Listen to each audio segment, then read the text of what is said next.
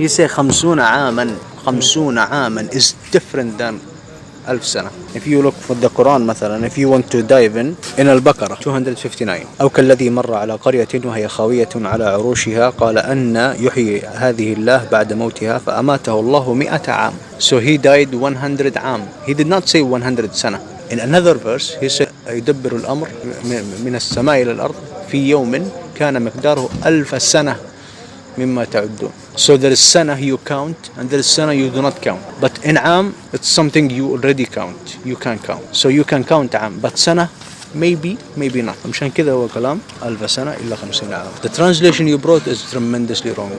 Every translation in English is falsely wrong. Crazingly wrong. So that's why you can't translate the Quran. This is a very simple example. I did not dive into large examples. For example, in the Quran he says Banu Israel and he says Yahud. Big difference. He's saying Al-Mu'minin wal-ladhina amanu. Huge difference.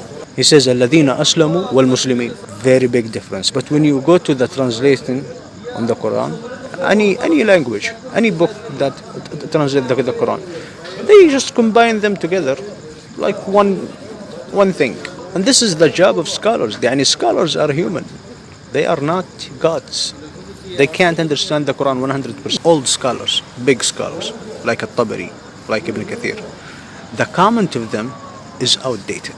True, their comment is outdated. But why you do not study the Quran accurately? And see yourself. See it yourself. If you say that the Quran is outdated, go to any verse you like. Take the ayah. Just differentiate between words. Start with this. It takes 1 minute. Then it will take from you 10 years of work. Just the work that you will imagine, is a big evidence that this Quran is not outdated. Because it takes work. Like when you work in chemical theory or you work in physics. It takes years to understand.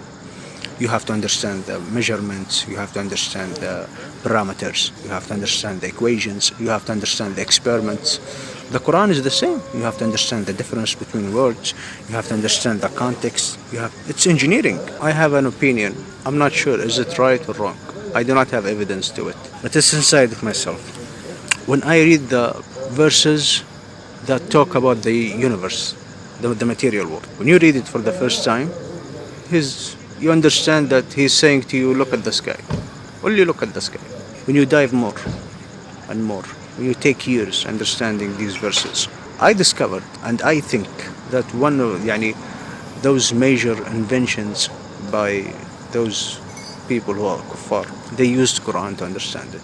This is my opinion. I'm not sure if I'm right or wrong, but they used the Quran to understand it. Why? Because they have followed the same methodology. So when you read Quran, it will lead you to inventions. It will guide you. Even the word guide is not accurate as huda. It will yahdik. It will make you huda to discover more and more and more and more. So it's not just look at the sky or look at the earth. It's something deeper. It will help you. It will help yourself. It will help you to become smarter. And then when you become smarter, you get the invention yourself. You understand the invention yourself. So the Quran helped you. He did not give you the invention. He helped you to find the invention. And this is what I think the major inventions in the 15th century, 16th, 17th, they are all done by the Quran. This is my opinion. I could be wrong, I could be right. I hope I'm right. So there are verses called muhkamat. There are verses who are called mutashabihat. These muhkamat are mostly about the people's life, sharia or fiqh. I'm not talking. This book does not talk about the fiqh, does not talk about muhkamat. No.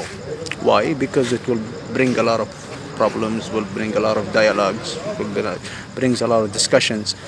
And my book intentions is to make you better, not to give you ahkam or to judge you or something. So I'm not going to talk about it. And there is also mutashabihat. Mutashabihat is something similar. So for example, when you read the word ألف سنة إلا 50 عاما, this is mutashabih. You understand it in your own way. I understand it in my own way. Someone understands it. So there is similarity in understanding. So that's why it's called mutashabih.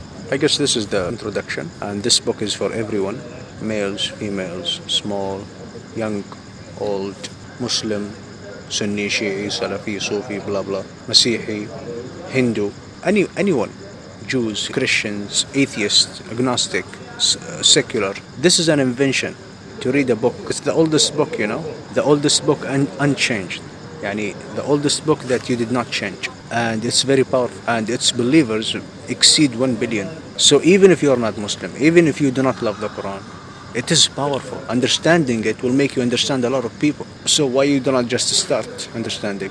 Well, alhamdulillah, salatu wassalamu ala rasulillah.